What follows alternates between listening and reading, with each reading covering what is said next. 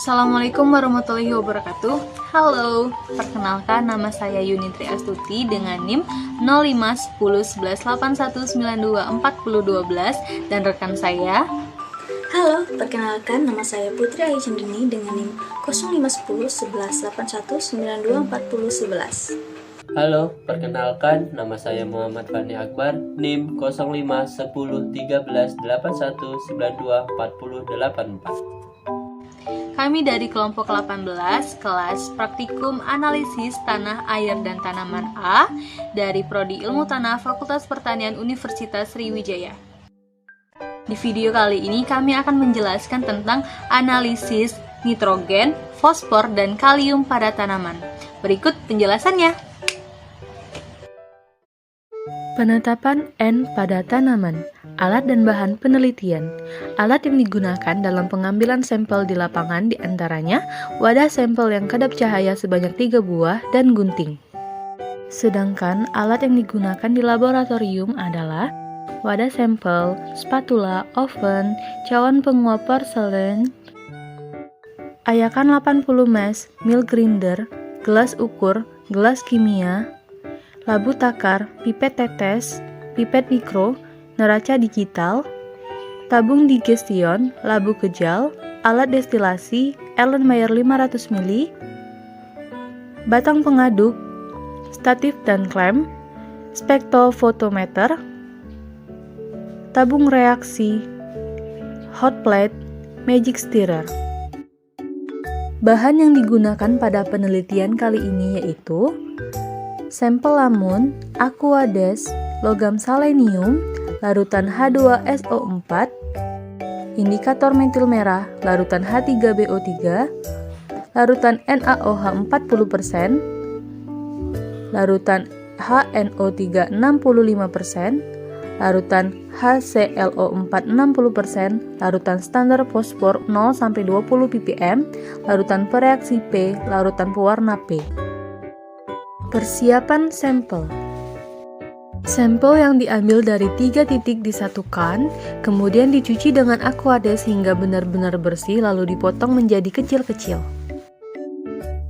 Setelah dipotong, kemudian dikeringkan dengan oven bersuhu 70 derajat Celcius, lalu dihaluskan menggunakan milk grinder. Kemudian saring menggunakan ayakan 80 mesh. Cara kerja penentuan nitrogen. Tahap destruksi. Yang pertama yaitu sampel yang telah disiapkan ditimbang sebanyak 0,25 gram, kemudian masukkan ke dalam tabung digestion. Lalu, tambahkan 1 gram campuran selenium dan 2,5 ml H2SO4 pekat ke dalam tabung digestion. Setelah itu, tabung dipanaskan dalam blok digestion hingga suhu 350 derajat Celcius. Destruksi selesai apabila keluar uap putih dan didapat ekstrak jernih sekitar 4 jam. Tabung yang telah dipanaskan diangkat dan didinginkan. Kemudian ekstrak diencerkan dengan aquades hingga tepat 50 ml. Kemudian kocok sampai homogen dan biarkan semalaman agar partikel mengendap. Ekstrak benih digunakan untuk pengukuran nitrogen dengan cara destilasi. Tahap destilasi dan titrasi.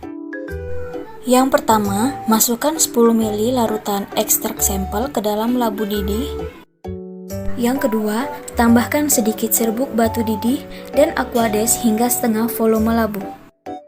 Selanjutnya, siapkan Erlenmeyer sebagai penampung NH3 yang berisikan 10 ml larutan H3BO3 1%. Lalu, tambahkan 2 tetes indikator metil merah dan dihubungkan dengan alat destilasi.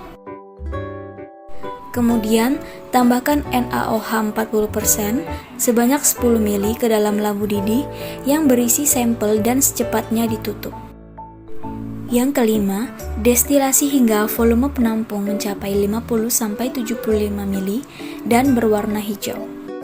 Kemudian, destilat dititrasi dengan HCl 0,014 N hingga berwarna merah muda. Lalu, catat volume titrasi sampel atau TS dan blanko atau TB. Setelah itu, lakukan perhitungan dengan menggunakan rumus persentase kadar nitrogen yaitu TS dikurang TB dikali normalitas HCl dikali AR nitrogen dikali FK 100% per massa sampel. Penetapan kalium dan fosfat pada tanaman.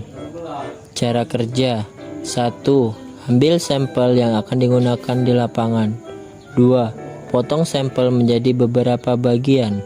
3. Kemudian oven pada suhu 600 derajat Celcius selama 48 jam. 4. Setelah sampel kering, haluskan menggunakan blender. 5. Lalu timbang 0,2 gram tanaman dan tambahkan 10 campuran HNO HCl 0,4 2:1. 6. Lalu panaskan di atas hot plate dengan suhu 15 derajat Celcius selama 30 menit dan suhu 230 derajat Celcius selama 30 menit sampai larutan berubah menjadi bening. 7. Dinginkan lalu tambahkan 1 mili Aquades HCl dengan perbandingan 1:1, lalu panaskan pada suhu 150 derajat Celcius selama 30 menit. 8. Lalu saring larutan menggunakan saringan W41.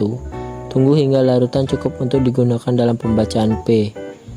9. Apabila larutan telah cukup, pindahkan ke gelas ukur dan lakukan pembacaan P menggunakan spektrofotometer dan pembacaan K menggunakan Valame fotometer.